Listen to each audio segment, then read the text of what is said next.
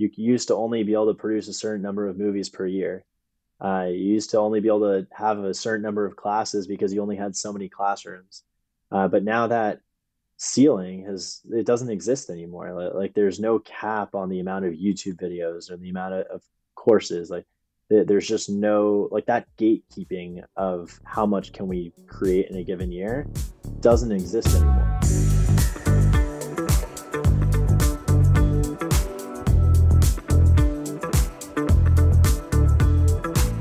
My name is Chikati Chima, and I'm here today with Josh Kaplan.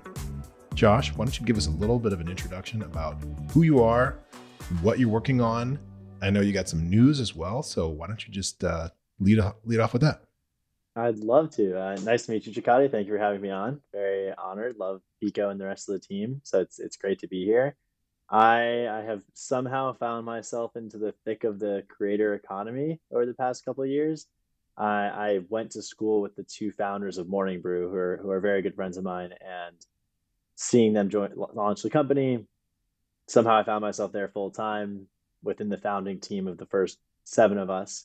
And I never had a stable job. I was doing strategy and operations, product management at a media company. The definition was always a little bit loose. So I was always launching our new products, whether that was the industry newsletter set or getting us into audio and multimedia, moving offices, building strategy decks, doing back office stuff. I was really lucky to get this 360-degree experience of seeing Morning Brew, the business media new company, grow from 7 people to 75 people in a massive sale.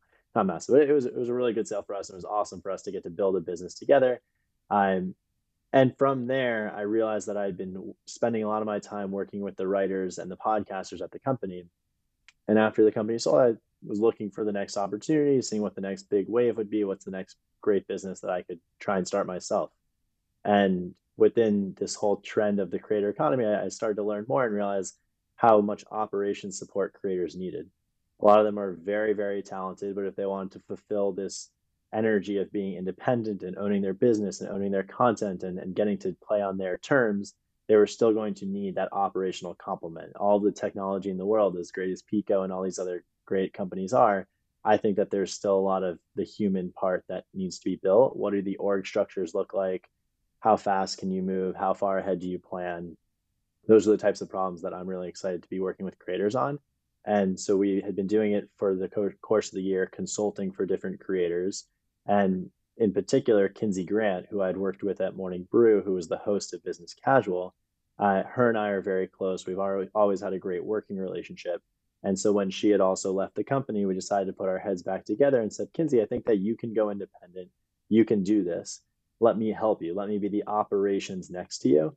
And so we did just that with our first season of Thinking is Cool, which is her media brand as an independent journalist.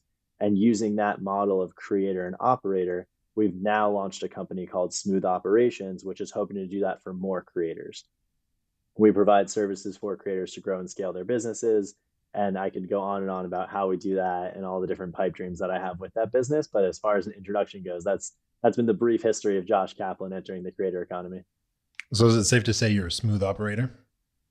I'm trying to be. That's the goal. Yes, we are. Nice. Well, you kind of skipped over what Morning Brew actually is. For the unaffiliated, yeah. Why don't you give a quick synopsis? Morning Brew is a business media company that started around 2015. And the feeling from the founders was that the Wall Street Journal, the New York Times, there's so much of it, there's so much jargon, it's hard to understand. How can we break business down into a more accessible format? One email a day, 5 minutes. It's as if your friend is telling you what happened, and then go have a great day, be a great contributing member of the business world. This was around the time when the skim and the hustle were really growing quickly. And we were in that cohort after the Vices and the BuzzFeeds and a lot of these other new media companies had taken a lot of venture capital to grow and make video on Facebook and do all these crazy things. We were very focused. We said, we really are good at newsletters. And then we got very good at podcasts. But it's how do we make the business world more accessible? And then where do we go from there? So we had an awesome time. I've got incredible memories sitting in that room doing my business stuff, working with the writers. You'd hear a joke come out at 2 p.m. and then you'd see it in the newsletter the next morning. And that is what Morning Brew is. And since then, they've continued to grow in spectacular ways, trying to make the business world more fun. And so they actually exited before the hustle, right? Correct, correct. Morning Brew got sold in October of 2020. The hustle, I think, was 2021.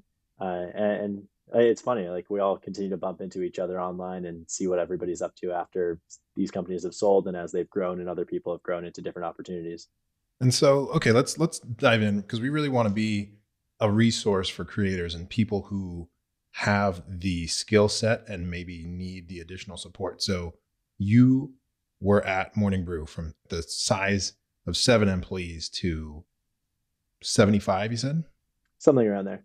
And you got to see throughout the company. So what are some of the things that as a media organization with a hierarchy, editorial responsibility, business responsibility, what are some of the things that every creator needs, and what is it that Smooth Ops is doing to replicate what a larger media organization was able to hire people to do, but a single creator can't do? Totally. Hopefully it's not too complicated of a question, but what did you learn that you can take? I like the question because it's very much comparing what is the business model and operating model of a traditional media company that was started within the past 10 years. So we're not talking about legacy media. This is still a very new media company versus what I'm working on now, which are creator businesses. And I think that they differ in very specific ways that are great to call out. Morning Brew, we had our rowing channel. We were all very focused. Austin, the CEO of the company now, is incredible at keeping people very aligned on what's important to the business. He goes, we write, we grow, and we sell. And so from the writing side, it's how do we create the best newsletter day in and day out? And that required first having writers and then saying, all right, we got to get copy editors. We have to get fact checking. Also, what systems are the writers using? So the tech team, for the most part, was very focused on making the writer experience better, going from Google Docs to going some homegrown systems to making sure that the emails were being sent properly. There were a lot of customizations that growth and engineering helped the writers with so that they could get their word out best. On that growth side, it was being very much like a D2C company, thinking about paid advertising on social platforms, growing the brand on social media, having a really great referral program so your best fans can help you grow from there. And then on the sales side, it is, all right, we're going to get a couple ads in the newsletter every day. How do we get the best partners to pay the most money? And what can we create as a content team, as a branded content team that our advertisers will find more valuable? So those were the 3 core buckets within the Morning Brew. And it worked really well. And keeping those 3 departments in sync was always one of the top priorities. On the creator side, I see it very, very differently now. Because of how these platforms are built, a lot of the best content grows automatically. So your marketing team is your content. You're the creator, you're the face of the business. People love following personalities. And that is the way that you get the word out to your audiences. You're commenting on other people's stuff on social media. You're playing the YouTube algorithm. You're going on other shows. You're the marketing, you're storytelling. That's your superpower. And then once you have the attention of your audience, how do you then make money off of it? Is it advertisements? Is it direct revenue from paid content via a Patreon, or now that you can do paid newsletters on Substack or paid podcasts through other platforms? There's so many different ways in which you can make money off of that attention. And now there's so many other services being built. There's Pop Chew if you want to do a pop-up restaurant. There's a couple other businesses that will help you get into clothing and retail products. If you want to get into job boards, there's a job board service. So that's opening up to say, hey, you've got this great attention from an audience, continue to storytell, continue to captivate them. But based on these new services, how can you monetize in different ways? And I'm sure we can talk a lot about that. But to be a creator, that means most of your time needs to be focused on creating high quality content and engaging with your audience. And then from there, it's how do I do all those other things? And that's where I want to come in to say all those other things we want to keep off of your plate, but still a part of your business. So I'll stop there as we start to separate creator and media company. What's next? What do you think? Well, yeah, we're really interested in creator as business person, and from the consumer of the content standpoint, I think, oh, this person is just really good at, you know, dancing on TikTok, or they have really good perspectives on business, or they're funny, you know, but that's a very small part of the overall business. So what are some of the things that creators struggle with and that are really why Smooth Ops needs to exist, and you know, why you're so bullish on the space? For sure. I I'll give you the smooth ops pitch and see how our solutions are trying to identify certain problems. The first thing that we try and bring to the table is what we call creator growth hormone, and saying that there are very talented people that know how to storytell, that are making incredible content. But even with that, it's very hard to keep up to date on what's going to perform best on the platform. How can you help a guest on your show share your content best? How can you delegate certain responsibilities but keep certain ones close to your chest that only you can do? So we try and act as a sounding board. Are you planning far enough ahead? Because if you have 12 video ideas or 12 story ideas, you can't do them all tomorrow. And sometimes it just helps to have more of a project manager walk you through that process and say, great, let's put together a weekly plan. Let's put together a quarterly plan.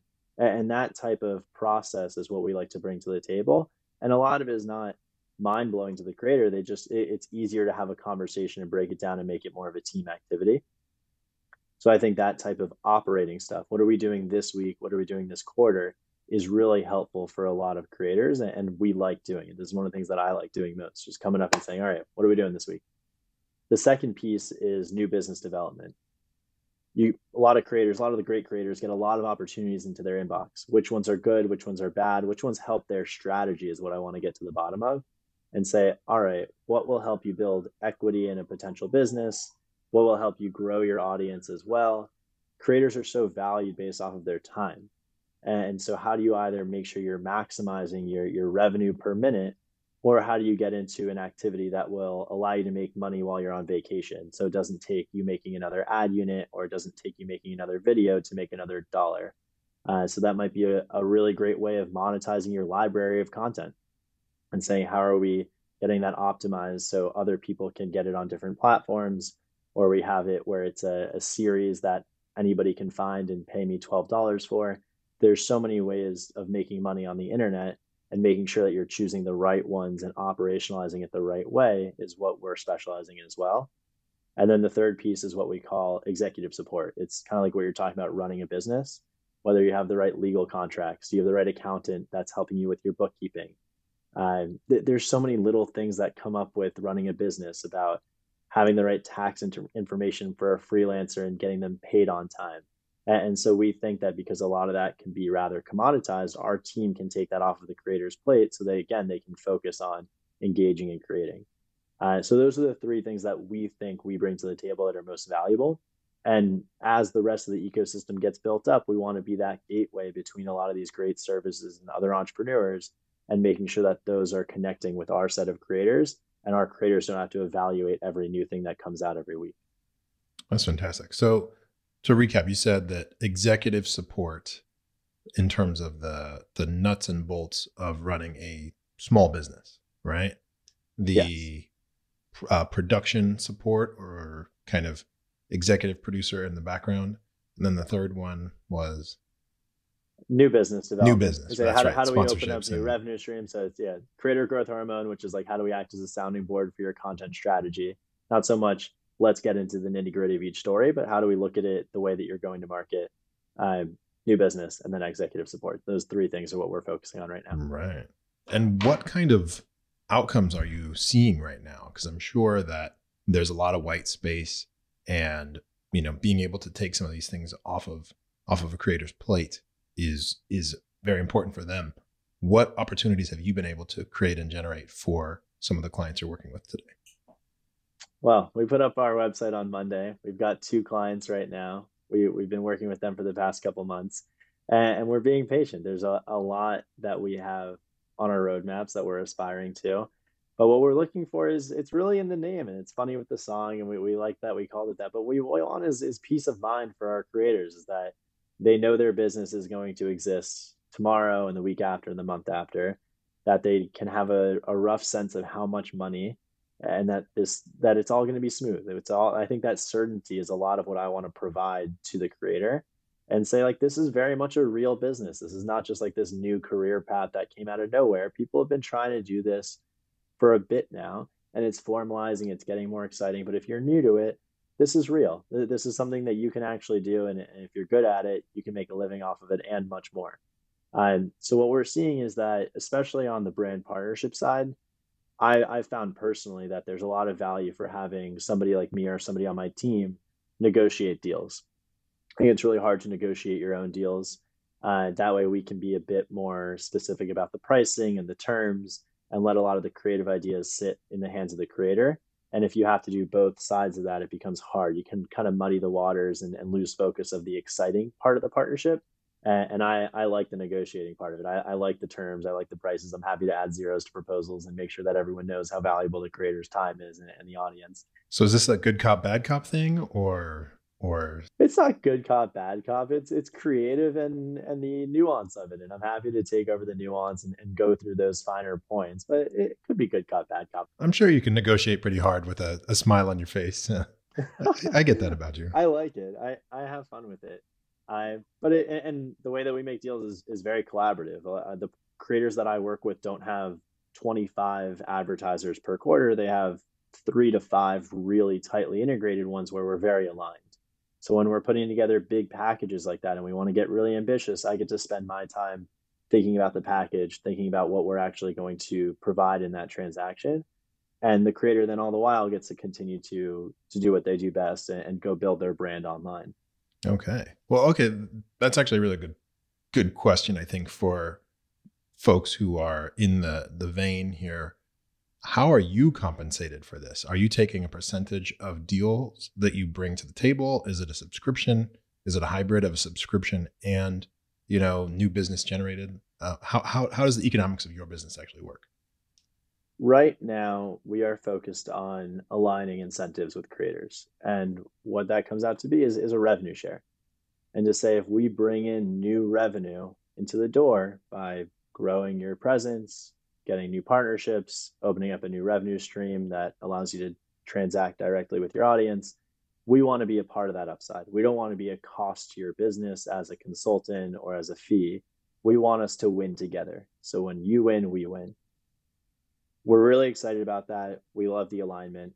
When you start to bring it over to legacy management, there's some hesitation around that. And I understand, because I think a lot, when you look at management in more of an entertainment style, managers bring in the deal, they're more so connecting that relationship, and they want to bring more and more business until you're blue in the face. Right. And so we're cognizant of that legacy reputation of revenue shares, but we think that by sitting at the operating level, we're able to smoothen that out and have a healthy relationship when it comes to new revenue. I really, as a first time founder, what I'm focused on is making sure that we're bringing value to the table. And a lot of these deals early on with these creators will not look the same. And we're very open to getting creative and to learning about what will make the creator happy and what will make us happy. But going in, I like the idea of being aligned on revenue. That's great. So then let's fast forward 5 years. What do you think this model, it's really hard to know, but in your perfect world, what does this model look like? What does the day-to-day of a creator look like when the operations are taken off of their plate and they're able to then spend a lot more time either making this co-branded content or just doing the things that they want to do? And also, we were talking yesterday about the understanding the audience. So maybe we can talk about that as well. But, okay, so what is the typical day of a creator look like in 5 years when they have smooth ops to take so much of the heavy lifting out of their world and really accelerate the creative process for them? As a creator, if we were to work together for 5 years, I would say, hey, you're still the CEO of your business, and we get to play to your strengths and we get to play to our strengths. So if your strength is coming up with these great ideas for the content, for the business, for how we engage with the audience, how we provide value to the audience, that's fantastic. And you will probably continue to have your producers and editors and be putting out more content. And we'll continue to grow our side of this of operations and the different types of products that we can help support, different types of revenues, the different types of things. And that to me will be the most fun part, to put a really creative person at the top of their own business where they're incentivized to grow it and to look after it and to keep bringing the heat. And you have no idea how some of these channels or how some of these creator brands might evolve. People change over time, over 3 years, over 5 years, over more than that. And it's hard for me to predict what exactly it might look like from day one and how far it can change. Um, but I see the ability for these things to scale. The internet's massive. All these audiences are so much bigger than I think a lot of us realize still. It's so hard to comprehend just the accessibility to audiences with things like TikTok now, and the ability to create. And so it's that to me is the dream, is to say, how creative can we get? And I love looking after that audience and saying, how do we go to the audience and say, what are your pain points? What's going on? What kind of stories are you looking for? What types of products are you looking for? Collaborations? And let's see if we can meet that need. Because one of the greatest parts that I think about these formats is that the creators know audiences better than most brands do. And so instead of guessing what might be successful, we can just listen and say, tell us what the next big trend is, what the next big demand is. And because of how we're built, we should try our best to meet that need. That's very interesting. So have you ever looked at a creator that's either affiliated with you in some way, or maybe like a 1-degree connection, be like, I think I can increase this person's revenue by $300,000 this year, or, I can increase the revenue by 75% just based on what I know about them, what I know about how sponsors want to engage with creators, and what the gaps are in their playbook right now? Yeah, I've seen that a couple times. And this is what we call, these are good problems to have, where you say somebody might be under monetized based on the size of their audience or based on who they're working with, and making sure the right partner is really interested in that audience. The No disrespect to like LinkedIn Jobs, but LinkedIn Jobs spends a lot of money in podcasting on almost every podcast that they can probably find. And I'd say those deals are better for other people. Let's find partners that will speak more directly to our audience and are willing to pay a premium for that access. So that type of alignment allows you to drastically improve on the revenue side. And then there's others that started and they might have been doing it for a couple of years, or they might just be getting off the ground, and they just need more hands on deck. Like any other company that grows and needs to hire, it's time to hire as well. Like it might seem like they can keep doing it themselves because that's what had been working, but everything needs investment. And for me, it's just say let's add more resource, and it's not just cash. It's a little bit of know-how, a little bit of this, a little bit of that, and and then we get to have some fun. And you put different types of brains together in the same room. You bring in a specialist, you bring in the creator, and all of a sudden, new ideas start to take form. Um, and that's just collaboration. Like these are very like common principles I think throughout business, that if we get different ideas together, we'll get better results. If we add more resources, if we invest more, our reward will be bigger. So I think that just type of philosophy and having the right energy and doing it in a fun way is where I see so much opportunity. And sometimes it's just like, oh, I never thought that I could do that. That does seem like a good idea. And so just putting it in front and walking through and saying, this is how I think it would become a reality.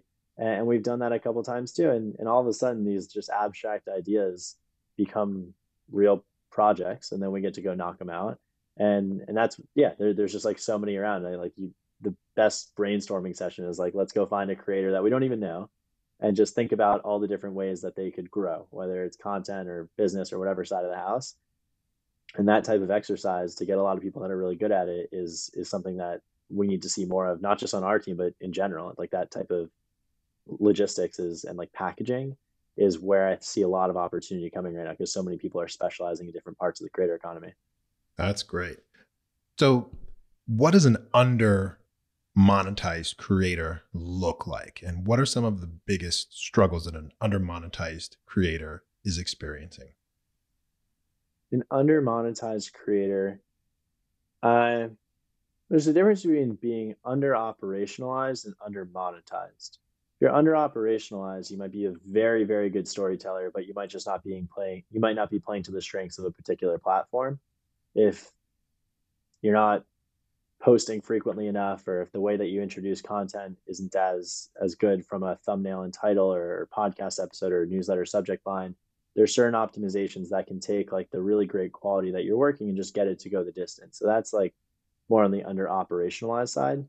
On the under monetized side, I think it was going back to working with the right partners, and also separating out some of your products and understanding like how else can I make money, and that is hard to provide a blanket statement for what are the common qualities.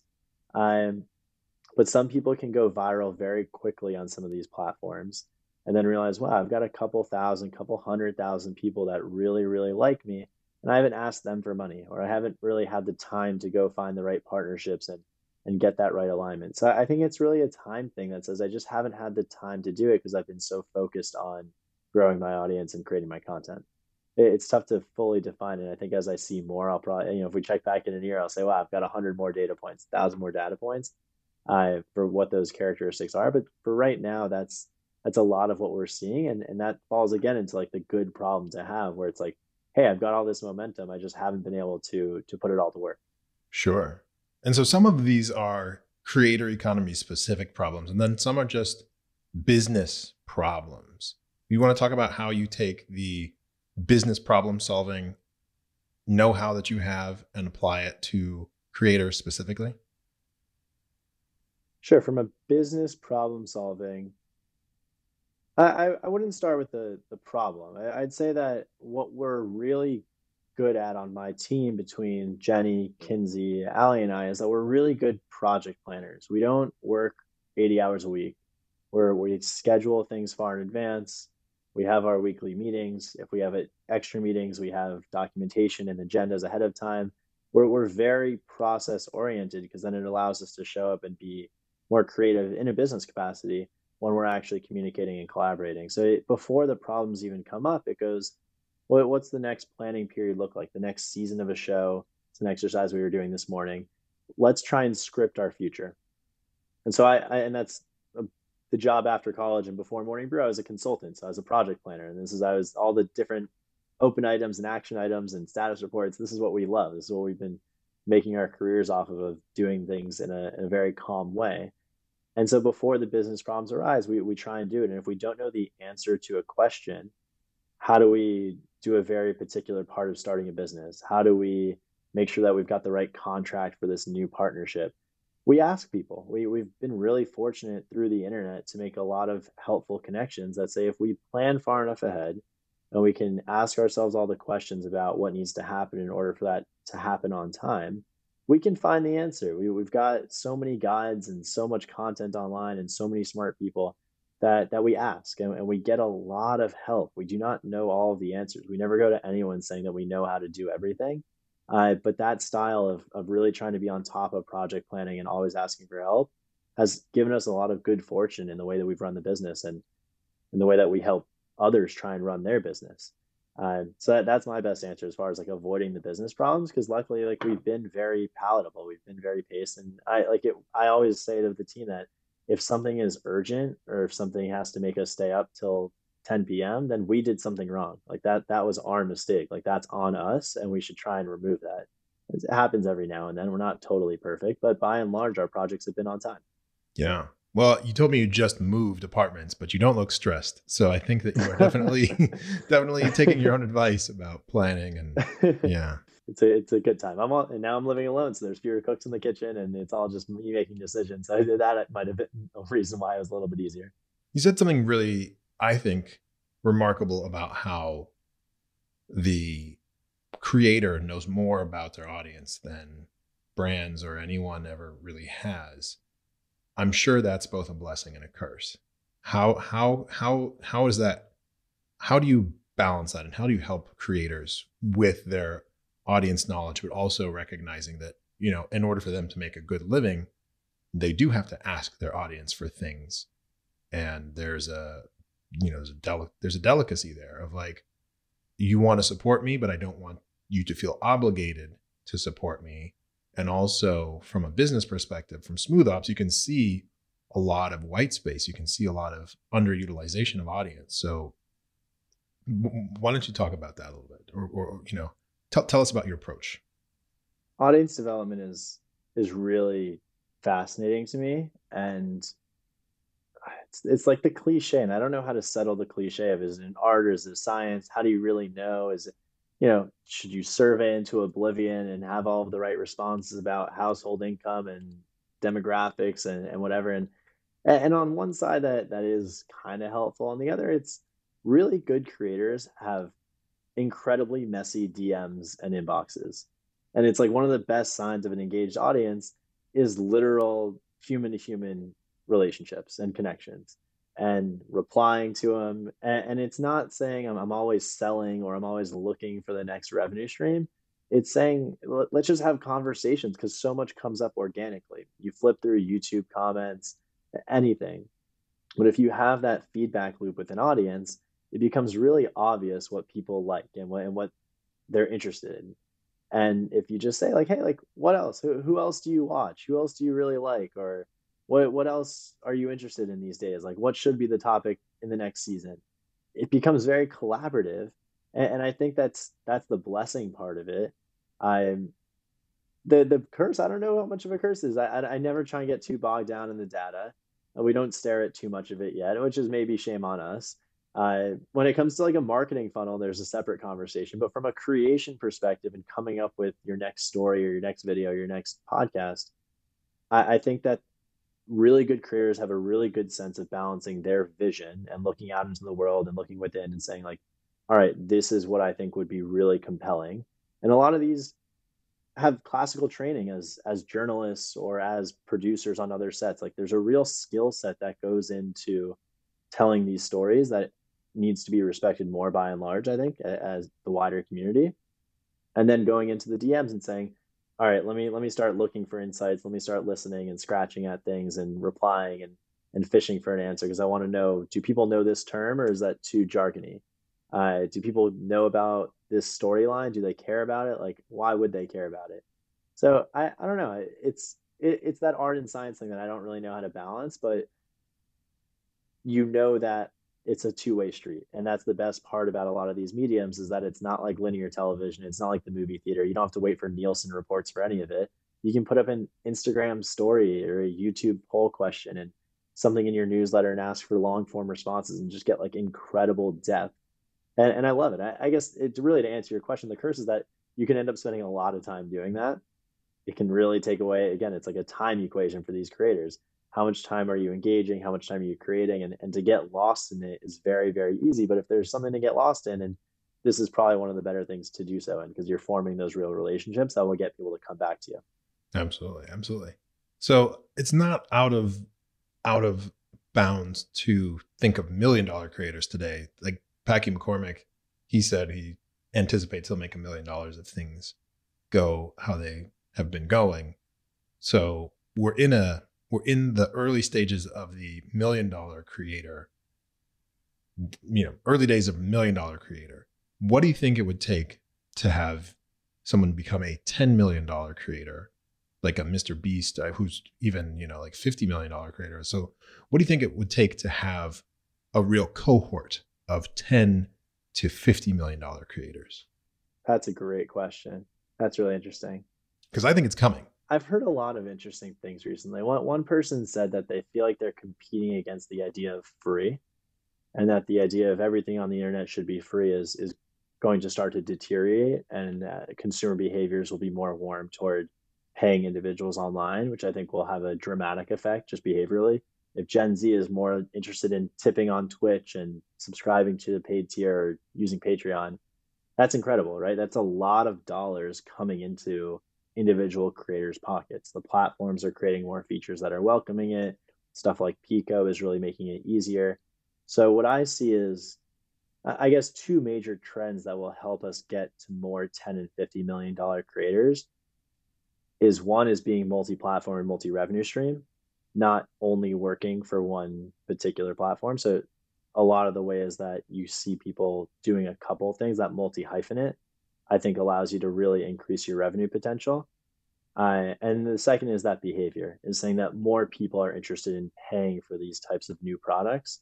And just that simple macro shift will open up a lot of potential dollars. I think that's what's going to get to 10 to 50 million. Those are big numbers, but if you're creating really quality businesses, it's good. I've seen a couple of these that I would have never stumbled upon if I wasn't working into this space. And I just every day I'm amazed by the number of different niche opportunities, niche audiences, and it's really inspiring to see that like with a little bit of focus and a lot of creativity, people can really do some serious numbers, and I want to see more people do it. Yeah. I'm just thinking about it, as the question came to me, I'm thinking about what that reality looks like. And this understanding amongst creators is like, you're not bound to YouTube or a newsletter platform or Twitter or, maybe you're prolific on LinkedIn, but, this idea that those platforms are top of funnel. Your YouTube is your top of funnel. So then you own your persona across these different channels. But then it's like, I was just gonna say, like, feeding the top of funnel though is a lot of work. But then the money is really down at they say the riches are in the niches. So to get to 50 million, you do have to crank out a lot of stuff to a lot of different people. But then if you have a really valuable something to offer, then definitely you're going to get to these bigger numbers. So I'm just, curious, what do you think? What do you think people could, in the abstract, what can people offer that's going to really excite consumers? Because I personally would support a creator I like with $100 or $250 a year if they do something really magical. And there's lots of people that do amazing things. I wouldn't give them all $250, but maybe there's one person or two, possibly two. Right. Actually, there is one, Trends.vc, Drew Riley. Oh yeah. I'm getting about $400 a year, and I'd think nothing of it. Right. You can feel it when you get the value. You feel it, and Yeah. Trends.co by the hustle. So that's like $800. I think I'm spending myself on content that moves me. Right. And the idea of being a lifelong learner is so popular and accessible now. That's like a great way to stay up on what's going on. I struggle a little bit with saying just like what are the products and services that will get creators at large to that category, to that tier of revenue, because I also like to try and obscure away the word creator. I think very few creators introduce themselves as creators. Like we use that as a category, except there's educators, entertainers, dancers, journalists.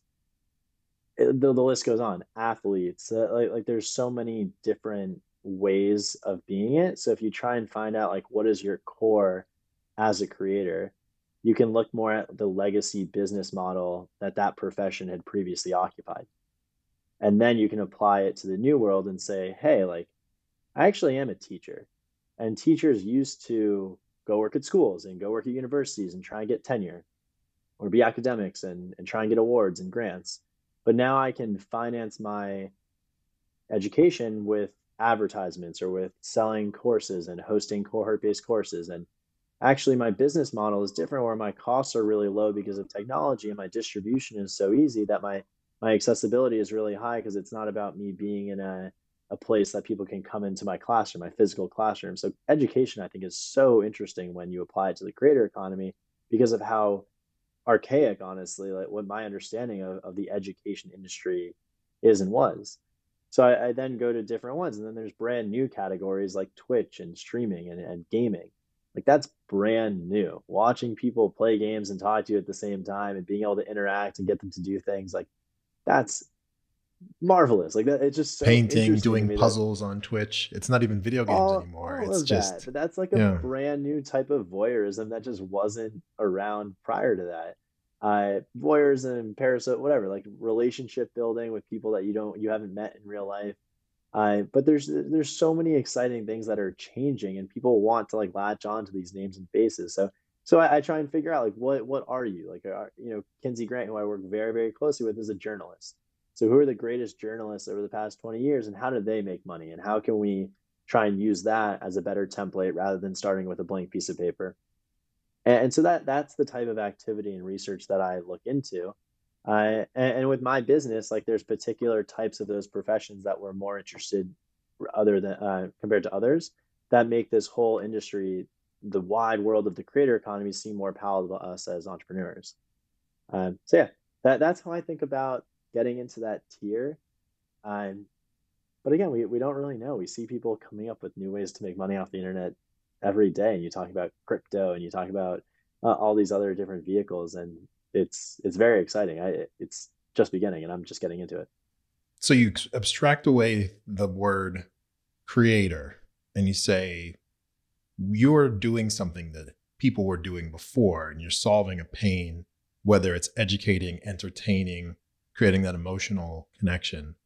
And then that's kind of the frame that you then take to the folks that are needing the operational support. Is that a fair assessment?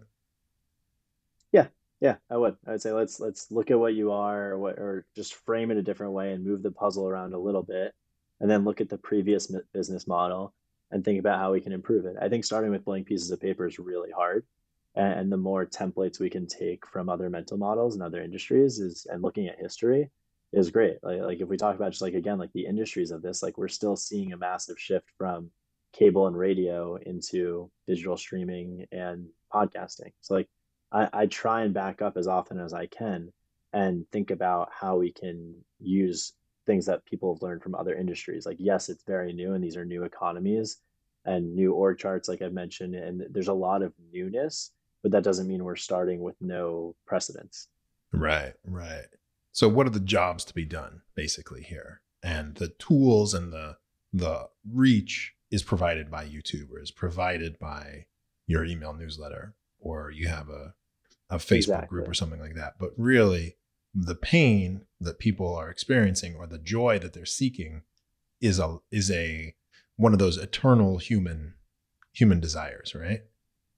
Yes, exactly.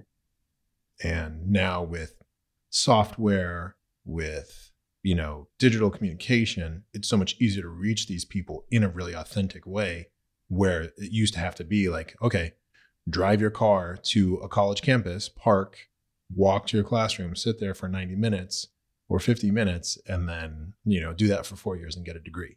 But now you can learn the things that you actually want to learn, and in a pandemic when people are home, this has just accelerated that much more. Yeah. So that's like, I think you just described the supply side really well, as far as just like the ways of creating that value have changed. You can do it from anywhere, you can do it much cheaper, but also on the ability to deliver it. You used to only be able to produce a certain number of movies per year. You used to only be able to have a certain number of classes because you only had so many classrooms. But now that ceiling has, it doesn't exist anymore. Like there's no cap on the amount of YouTube videos or the amount of courses. Like there's just no, like that gatekeeping of how much can we create in a given year doesn't exist anymore. And so that's why I've been reading a lot about like Hollywood and how they used to, like how the power brokers held so much power was because there really was scarcity. And we've completely eliminated one of the scarce variables. And now we're seeing this explosion. So that to me just seems like great for business, great for the world, like great for a lot of people that get to access this opportunity. Yeah. I don't remember the name of the documentary, but there was one about Lou Wasserman. Did you see that one where he was like Oh, an usher in Cleveland, and then he started RCA? He didn't start RCA, but he took over RCA, and he was the most powerful person. He got Ronald Reagan elected governor, and they said that, I'm sure this isn't going to end up in the podcast, but like they said that if you went into his desk, there wasn't a single piece of paper on his desk. It was all in his mind, you that's know? incredible. Is that there's like Ubermensch as well. There's a couple of really crazy ones that just describe Yeah. like those times. You would have a meeting with him. But yeah, that scarcity was really one person in control. And that's what makes the creator economy so different from these previous models, is like you choose yourself. If you have the stick to itiveness to build an audience and find something that the audience wants, there's nobody to stop you. In fact, all the platforms want you to succeed because they want you to keep people on their platform. So that is really unprecedented. However, there's a business that still needs to be operated. Right. And so as a single human, it's like you can't do it all. I work closely with Colin and Samir, who create content about the creator economy. And a question that they love to ask is, who do you work for? And if you're only on YouTube exclusively, you kind of work for YouTube. You have to play by their rules of engagement. They come out with a new format called Shorts. You got to start doing it. Otherwise, you're not going to be playing into the algorithm and the priorities of your boss, which is YouTube. But if you have audiences on different platforms, if you have different products and you have different revenue streams, you've distributed like the who do you work for. And I think then the answer becomes you work for your audience. And you always work for somebody. You got to work for somebody. And if I had to pick somebody, I'd rather have this like amalgamous group of thousands to hundreds of thousands to millions of fans that have come to me for a reason and want to like me and want to help me. I'd rather work for that type of relationship than a tech company led by one person who might have questionable morals, or work for like a couple advertisers that might change strategies and no longer like the type of marketing that I'm able to provide. So like that diversity when it comes to like, how can I get myself to work for the audience rather than anybody else? I've enjoyed that framing as well, and these guys have talked about it a lot. But I find it fascinating because like you can never just work for yourself like that. You can't just print money in your own apartment Right. or in your own Right. home. Like that's just not how this is. That's fascinating. It's like you're basically the vessel for the audience, but having that really close relationship and understanding what's going to motivate them and move them allows you to process their needs and desires through your specific offering. Yeah, I think it's a fun way of looking at it. And there's so many ways to move this around, and that's why these conversations are really fun for me because you get to like learn more about the positioning of it and where the opportunity might be. Yeah. I'm really fascinated too by the idea of having, 1,000 true fans or 100 true fans and being able to either create a course or a private offering of some kind and know that those 100 people will pay you $500 because it's something that's so magical for them. And all of a sudden you've just made $500,000, Yeah. And in the world of near infinite audience, getting somebody to pay $500, I can think of a number of people. I mean, I won't list them now, but I can definitely think of a number of people that if I could pay $500 to be with them for an hour, even in a group setting, it would probably be awesome. Mm-hmm. Probably not 100 people at once, but over the span of several weeks to be in a small group setting with someone I really hold in high esteem, do that all day. There's one other bit that we haven't discussed that I've been very interested in, which is the name-based brand versus the name agnostic brand. And so if you've got this course and you've made a couple courses and you've got these people that take it, at the end of the day, you probably get tired of it after a couple of years. You want to move on to something else. Something has changed in your life, whatever it might be. There could be a million reasons. How do you create a business that you can sell when most of it is focused on the fact that you are a creator, people know your name, people like following you? So how over those years can you build a brand that sits on the side that ends up having real equity value that another company might want to buy, and the value of it won't go to zero by you not showing up the next day and saying hi to that audience or providing input into that business? And so I talk about that a lot with the creators that I've been working with, which is saying it's really important to have that brand that sits next to you. So for the example with Kinsey Grant, which is always our test case, Kinsey and I think about, okay, how can Kinsey Grant one day sell Thinking is Cool? We have no plans of selling it right now, but is there a world in which that might happen? Because she can't just sell the Kinsey Grant show. Because why would anybody want the Kinsey Grant show that's not hosted by Kinsey Grant? And I think that Poor Jerry Springer, right? right. But it's something like that where I hope that a lot of creators, if they have the opportunity, can earlier than not invest in a brand that doesn't have their name on it so they have more optionality down the line. And not every creator is a business person. I'm a very young business person. I don't have years and years of doing this stuff, but it's something that I feel passionately about, that if you're a creator just getting going, like start to think about that optionality and how you can extend yourself beyond just your name and your time. I know we're coming up on time, but there's actually a creator. Maybe you could do an analysis just on the fly. This is just coming to me now, but there's a speaking of creating a brand on the side, there's a YouTuber named Justin Rhodes, and he's a homestead farmer, and he has at least 500,000 subscribers. And he puts out a 20 to 25-minute video every single day, and I watch it with my son. So he actually created his own app in the App Store called Abundance Plus, which is his stories and stories of other homestead farmers. So, it's very good content, because if you have animals, you have to feed them every single day. And if you're tending a garden, you have to tend it every single day.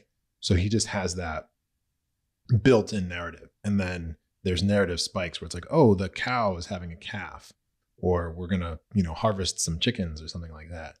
So, putting you on the spot here, someone who has a homestead farming YouTube channel with 500,000 subscriber audience, and now building his own app so that he can show the content that would be censored or restricted, let's just call it restricted by YouTube. Where are additional revenue opportunities for something like that? And what are some operational challenges you could see him encountering? That's a fun one. Okay. To be clear, if you're a homestead farmer, you're selling what you grow, like your livestock or your agriculture. You sell it to minimally. Other. It's mostly to subsist on what you produce.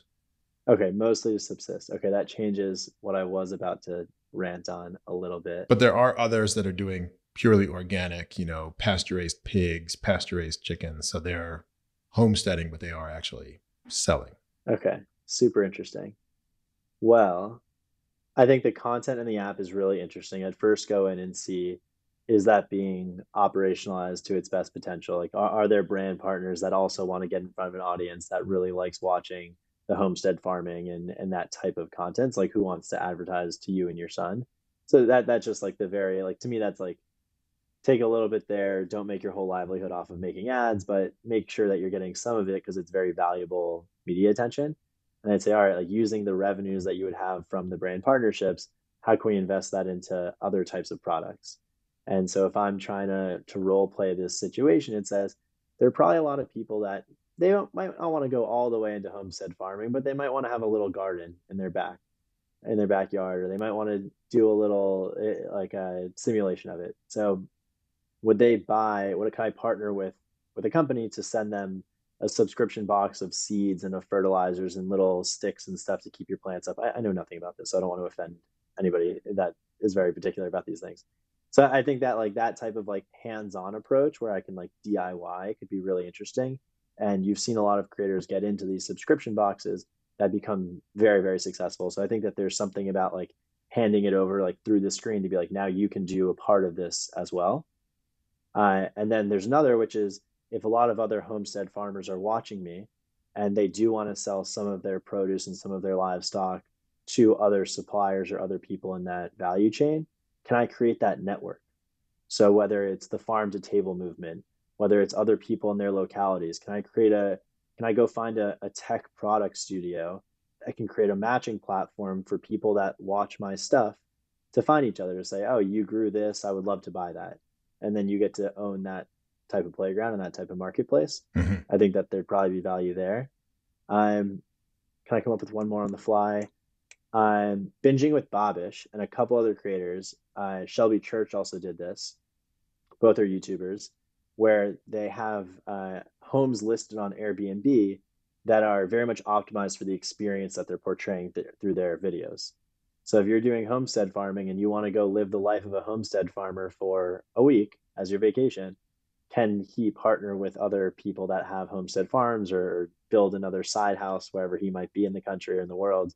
That to me was something I saw very recently that I thought was very interesting, to be like, oh, would never have thought of that, but I guess sure. Like if people have that disposable income and they want to be giving it to somebody that they really appreciate over many, many videos, like why not take your kid and go be a homestead farmer in a real capacity or in a more extreme capacity for a little bit? All right, those are three plus the advertising. That's great. Yeah. How'd I do? Well, what it sounds like is it really comes back to community and trust and problem solving. So people will exchange value within a community if they have a high degree of confidence that this person is looking out for their best interest or can solve a pain point that they have. And obviously food is a huge pain point. So I think you did a great job. And yeah, he charges I think $5.99 per month subscription. So even a Amazing. small percentage of the YouTube audience he has as subscribers is pretty massive. You said Justin Rhodes. I gotta give him Mhm. a little search after this. Go see what he's up Yeah, to. a huge fan. I would definitely pay to be able to have my son get to meet him or to Yeah. see his farm. Okay. Well, I know that we are coming up on time, so why don't you share with folks how they can get in touch with you, and if what specific need they should get in touch with you for, and how best to get in touch with you. Well, if you're looking to get in touch with me, I am on Twitter, jkaplan1. Uh, that's probably my most active platform. You can also just email me at josh@smoothops.xyz. We got the .xyz.com was already taken. And I want to hear more from people that are interested in the creator economy. We're still new to it. A lot of people, the whole space feels so young. So the more exposure points and stories that I can hear helps me do my job better. If you're interested in working with us as a creator or as a partner that wants to work with creators, please again reach out. The more we know about what's going on in the space, the better we can do. So whether it's a good fit or not, I would just love to have that conversation over email or anything like that. And if there's a little nuanced question about content operations, we're here for it as well. We want to try and give as much as we can to this industry as we start to take up more space in it and build that goodwill, because we are big believers that if we can help more people, it'll come back to us as well, because we've been massive beneficiaries of that. So yeah, Josh Kaplan, jkaplan1 on Twitter, josh@smoothops.xyz.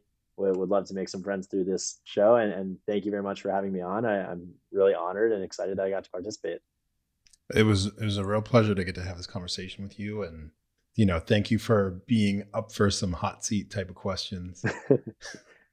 Definitely enjoy thinking about where this is going, where it comes from, and always problem solving is so needed, because new opportunities create new problems, and new problems create new businesses. Hence, Smooth Ops. Yes. Thank you very much. Couldn't have said it better myself. I appreciate it.